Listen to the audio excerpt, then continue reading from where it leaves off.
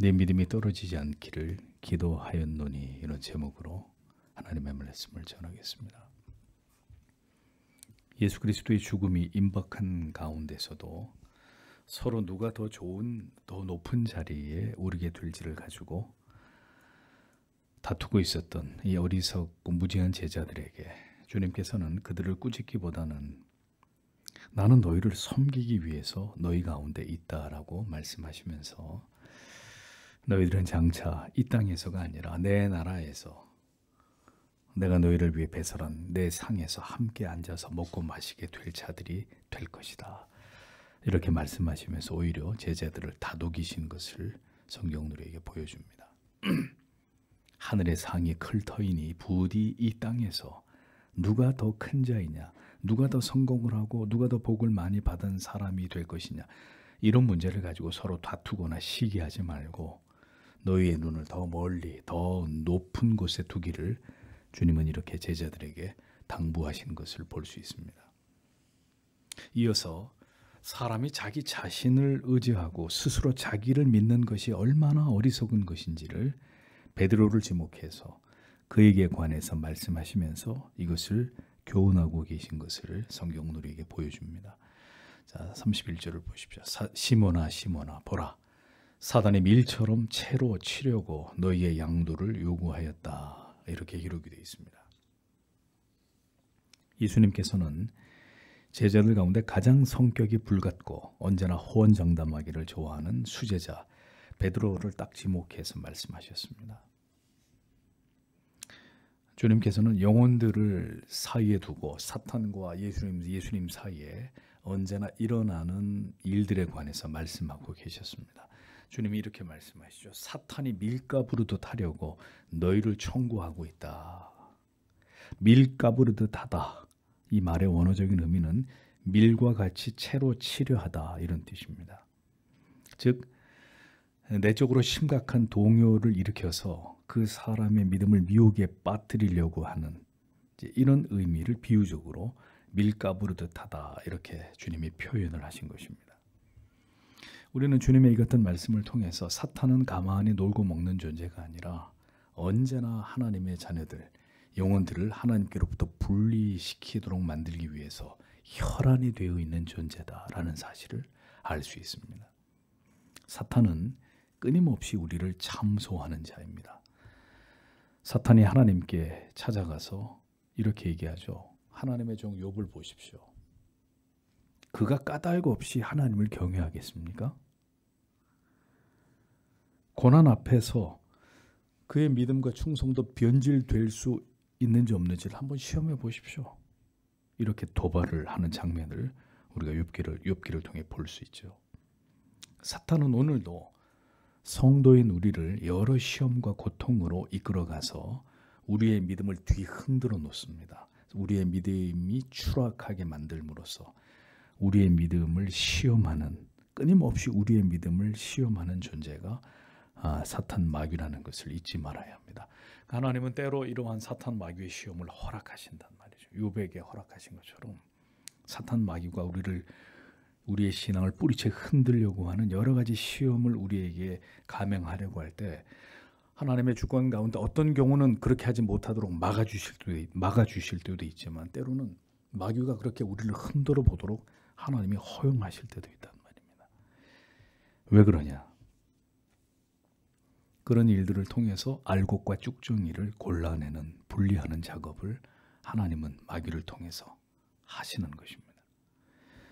교회 안에서도 결국 참된 신자와 거짓된 자를 이러한 시련과 고난을 통해서 분리시키는 일들을 하나님의 주권적인 섭리 속에서 하나님은 사탄의 시험을 허용하심으로 이런 일들을 행하신다라는 사실을 우리가 알 필요가 있습니다. 그러니까 보십시오. 여러 시험과 고난이 닥칠 때 더 그 믿음이 견고해지는, 더 하나님만을 바라보고 찾고 의지하면서 그 믿음이 견고해지는 자가 있는가 하면 시험과 어떤 고난이 찾아올 때 마음이 시험에 들어가지고 믿음의 자리를 박차고 떠나는 사람들도 있지 않습니까? 사탄은 이렇게 오늘도 고난과 시험에 채로 쳐서 떨어져 나가는 자들을 노리고 있는 것입니다. 그렇게 해서 영원히 신앙의 자리에서 은혜의 자리에서 분리되는 자들은 결국 그것을 통해 그가 하나님의 자녀가 아니라는 것을 증명하도록 만드는 것이죠. 사탄은 오늘도 믿음을 가진 자들을 대상으로 이 같은 일들을 행합니다. 그 일을 통해서 택자와 불택자를 분리해냅니다. 그 불같은 시험 속에서 하나님께서 굳게 붙들어 주시는 자들만이 그 믿음을 지키면서 결국 구원과 영생을 얻게 되는 것이죠.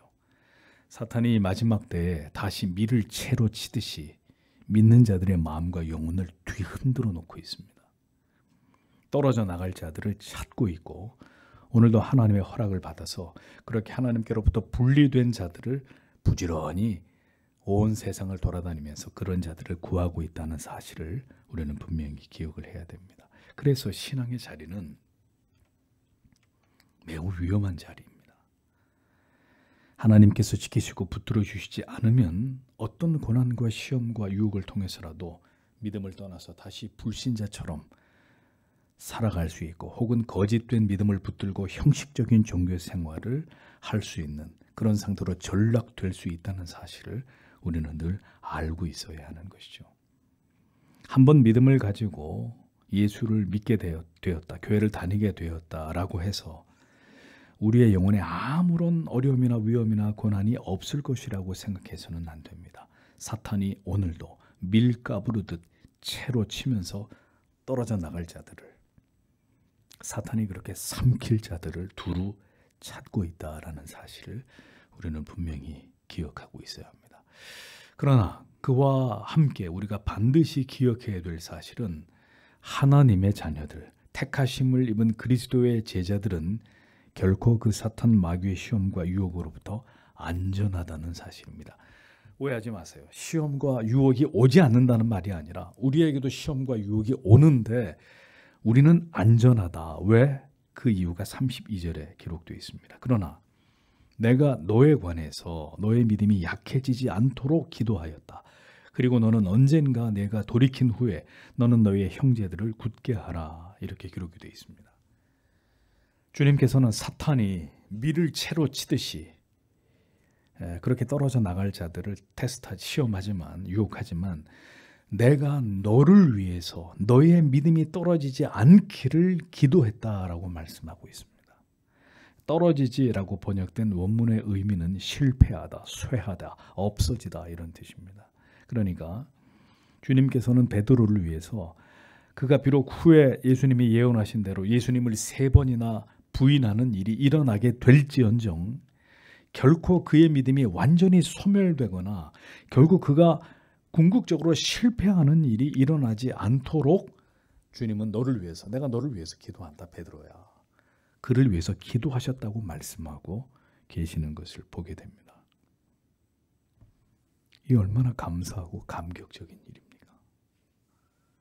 주님께서 우리를 위해서 지금도 기도하고 계신다는 거예요. 주님은 우리가 걸어갈 길을 모두 알고 계시는 분이십니다. 우리가 인생을 지나가는 동안에 어떤 유혹을 만나게 되고 언제 우리가 넘어져 일어나지 못할 만큼 지치고 괴로움을 경험하게 될지를 모두 알고 계시는 분이십니다. 그러하기에 주님은 오늘도 우리를 위해서 기도하고 계시는 분이시라는 사실을 우리는 반드시 기억해야 합니다.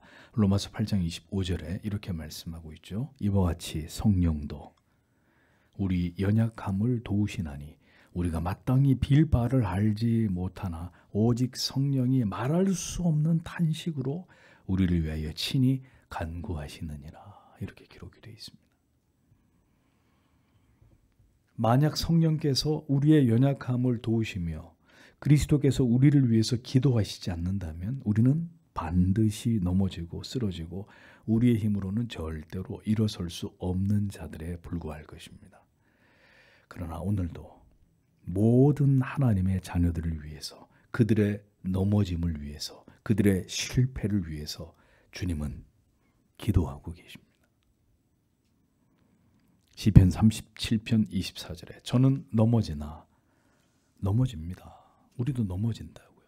저는 넘어지나 아주 엎드려지지 아니함은 여호와께서 손으로 붙드심이로다.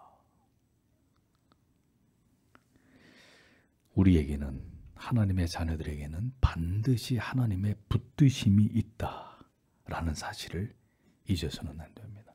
우리의 믿음이 떨어지지 않도록, 실패하거나 완전히 그 믿음이 소멸되는 일이 일어나지 않도록 기도하고 계시는 우리의 구주께서 오늘도 우리와 함께 하신다는 사실을 잊지 마십시오.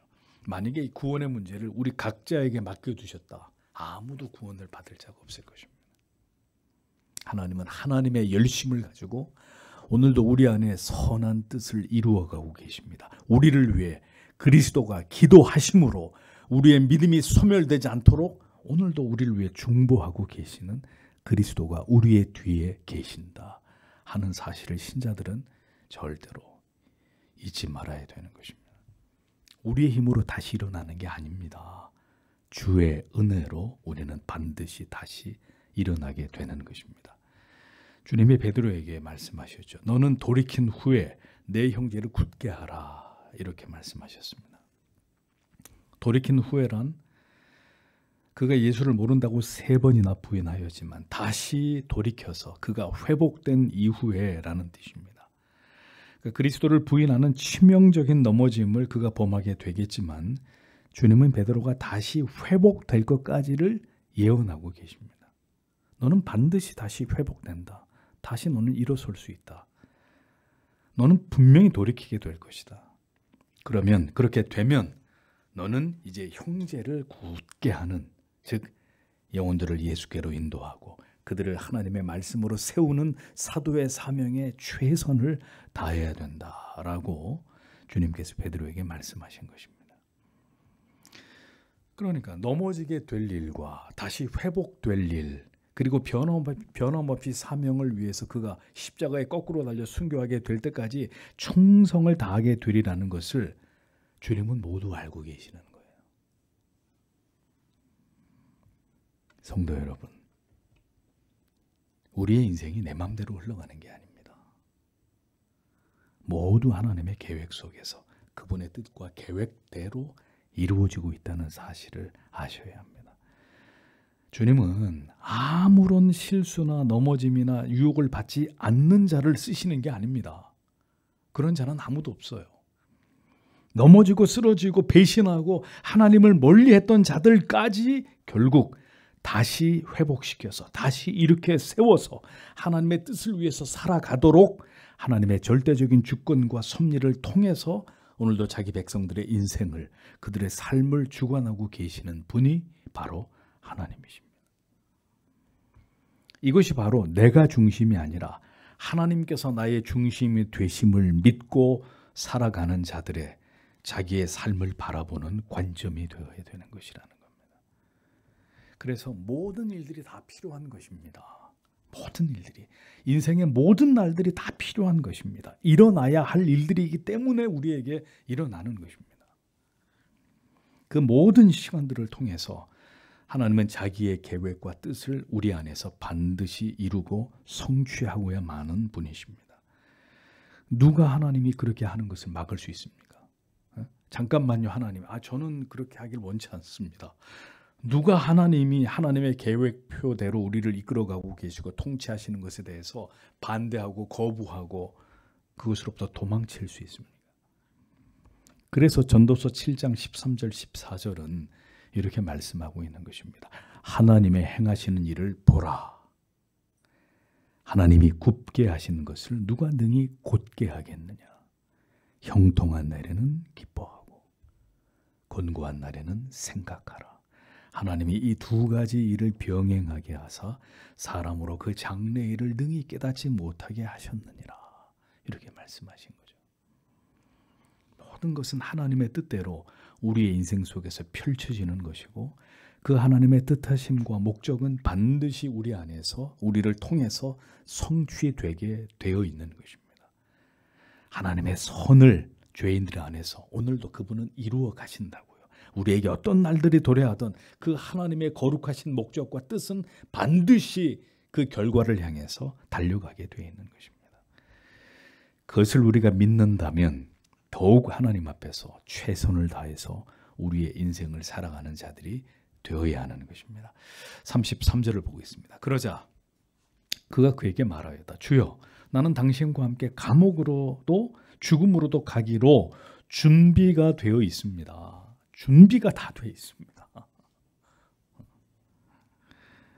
주님이 하신 말씀을 들은 베드로는 또다시 큰 소리를 치기 시작합니다. 주여, 내가 주와 함께 오게도 죽는데도 가기를 준비하였나이다. 이미 저는 다 준비되어 있는 사람입니다. 걱정을 붙들어 매십시오, 주님. 베드로는 예수님과 운명을 같이 하겠노라고 장담하고 있었습니다.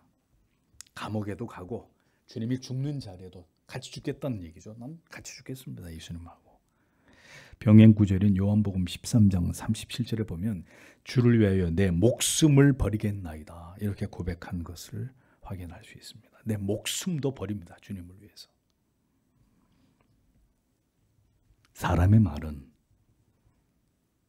얼마나 가변적이고 신뢰할 가치가 되지 못하는지를 우리는 알아야 합니다. 언제나 우리의 말에 진심이 담겨야 하고 말이 아닌 행동으로 우리의 믿음을 증명할 수 있어야 합니다. 행동은 말보다 소리가 큰 법이라고 하지 않습니까? 야고보서 1장 19절은 내 사랑하는 형제들아, 너희가 알거니와 사람마다 듣기는 속히하고 말하기는 더디하며 성내기도 더디하라, 이렇게 말씀했습니다. 속히해야 되는 것 한 가지, 그건 뭐죠? 듣는 것입니다. 더디해야 될 두 가지, 하나는 말하는 것과 하나는 화를 내는 것, 성내는 것입니다. 말을 신중하게 늦게 해서 손해를 보는 일은 없습니다. 언제나 말이 앞서기 때문에 우리가 실수하고 실패하는 경우들이 다반사입니다. 베드로를 보십시오. 언제나 말이 앞서게 될 때 그 말에 대해서 책임을 져야 되거든요. 분명히 준비되어 있다고 얘기했단 말이에요. 뚜껑을 열어보니까 준비가 되긴 뭐가 준비가 돼? 도망갈 준비가 돼 있지. 배신할 준비가 돼 있지. 그걸 자기만 모르고 있는 거예요. 주님은 알고 계시는데. 언제나 말이 앞설 때 그 결과는 수치와 부끄러움과 불명예가 될 뿐이라는 사실을 성경은 우리에게 베드로를 통해 가르쳐 줍니다. 하나님은 우리의 입술의 고백만을 들으시는 분이 아니라 우리의 마음과 그리고 그 마음이 실려있는 우리의 행위를 보시는 분이십니다. 말이라고 하는 것은 가볍게 이를 데 없습니다. 잠언에서 여러 곳에서 이 말의 언어의 중요성에 대해서 우리에게 여러 번 강조하고 있지 않습니까? 말은 책임을 다하지 못합니다. 그것을 잘 아는 사람은 말로 그래서 모든 것을 표현하려고 하지 않습니다. 오직 잠잠히 기도합니다. 무엇을요? 행동할 수 있는 믿음과 용기를 주시기를 끊임없이 기도합니다. 그렇게 결단하고 행동해야 되는 순간이 찾아올 때 주님, 조금도 주저하지 않고 하나님 앞에서 담대하게 해주시옵소서라고 기도합니다. 그 마음이 없는 사람은 말로 모든 것을 증명하려고 들고 결국 행동이 필요할 때는 숨어버리는 사람들입니다. 많은 말 대신 주님, 저에게, 우리에게 믿음과 용기와 담대함을 주시옵소서. 우리가 믿는 진리를 위해서 우리가 감당해야 될 모든 것을 믿음으로 감당할 수 있도록 주님, 우리를 붙들어 주시옵소서. 우리에게 필요한 기도는 이것입니다. 34절을 보면 그러나 그가 말씀하셨다. 내가 너에게 말한다. 베드로야, 오늘 수탉이 울지 않을 것이다. 내가 나를 아는 것을 3번 부인할 때까지. 본문에는 이렇게 기록이 되어 있습니다. 예수님은 베드로의 말을 전혀 신뢰하지 않으시고 대신 앞으로 너에게 일어날 일, 베드로에게 일어날 일에 관해서 말씀하셨습니다. 그것은 오늘이요. 오늘. 며칠 뒤, 몇 달 뒤가 아니라 바로 오늘 수탉이 울기 전에 베드로, 네가 3번이나 나를 모른다고 부인하게 될 것이다. 그 일은 오늘 일어날 일이다. 잠시 후에 일어나게 될 일이다. 주님은 이것을 예언하고 계셨습니다. 항상 말이 앞선다는 것은, 말을 먼저 급하게 한다는 것은 충분히 신중하게 생각하지 않았다는 것을 의미합니다. 말에는 반드시 책임이 따르게 되어 있습니다. 그러하기에 지혜로운 자는 말을 아끼는 것입니다. 왜? 내 자신이 그렇게 믿을 만한 존재가 아니라는 걸 알기 때문에. 성급한 말보다는 충분히 생각을 하고 그것을 할 수 있을지의 여부를 생각합니다. 그래서 섣부른 말보다는 결국 행동으로 자신을 증명합니다. 그렇게 행동할 수 있도록 하나님의 은혜와 도우심을 언제나 구합니다. 우리에게는 말이 아닌 행동으로 우리의 신앙을 증명할 수 있는 믿음을 주시기를 언제나 하나님 앞에 기도해야 합니다. 내가 하는 것이 아니라 오직 하나님께서 우리를 붙들어 주실 때 우리가 능히 할 수 있음을 안다면 언제나 하나님께서 나를 붙들어 주시기를, 그 팔을 나에게서 놓지 않으시기를 기도해야 합니다. 이 연약한 나를 연단시켜서 철저하게 하나님이 준비시켜 주시고 우리의 믿음을 지켜야 될 그 순간에 담대하게 결코 주를 부인하지 않으면서 진리를 지키고 우리의 믿음을, 우리의 신앙의 고백을 지켜낼 수 있도록 우리를 붙들어 주시기를 우리는 오늘도 하나님 앞에 기도해야 될 것입니다. 어떤 순간에도 우리 자신을 의지하거나 사람을 의지해서는 안 됩니다. 우리는 모두 연약한 존재들이고 우리가 한 말에 대해서 책임을 질 수 없는 그런 존재들의, 무능한 존재들에 지나지 않다는 것을 알아야 합니다. 우리의 과거와 현재와 미래를 모두 알고 계시는 오직 주님만을 의지할 뿐임을 잊지 마십시오. 오늘도 이 연약한 자들을 불러 모아서 우리의 의지로 예수를 믿고 우리의 의지로 신앙의 삶을 살아가게 하시는 것이 아니라 하나님께 붙들려서 그 위대하신 하나님의 뜻을 이루어 나아가시는, 하나님께 붙들려서 그 하나님의 뜻을 이루어 나아가시는 하나님의 자녀들이 되기를, 그리스도의 제자들이 되기를, 그래서 모든 영광이 하나님께 돌려지기를 하나님은 우리에게 기대하고 계십니다. 우리에게 오늘도 이 기도가 필요합니다. 주님, 우리도 베드로처럼 주님을 부인하고의 말자들인 것을 주님, 우리는 부인할 수 없습니다. 그러니 우리의 모든 날들을 주님께서 인도하시고 그 나라에 들어갈 때까지 우리의 믿음을 굳게 지킬 수 있도록 주님, 오늘도 우리를 붙들어 주옵소서. 언제나 우리를 다시 이렇게 세우시고 오늘도 우리를 위해 기도하고 계시는 주님, 인생의 모든 남은 날들을, 그 날들이 어떤 모습으로 어떤 모양으로 우리에게 찾아올지 알 수 없으나 그 인생의 모든 날들을 오직 주님을 의지해서 하나님께 붙들려서 그 모든 날들을 믿음으로 승리하며 살아갈 수 있도록 하나님께서 우리에게 은혜 베풀어 주시기를 오늘도 하나님 앞에 다 함께 기도하고 돌아가도록 하겠습니다. 기도하겠습니다.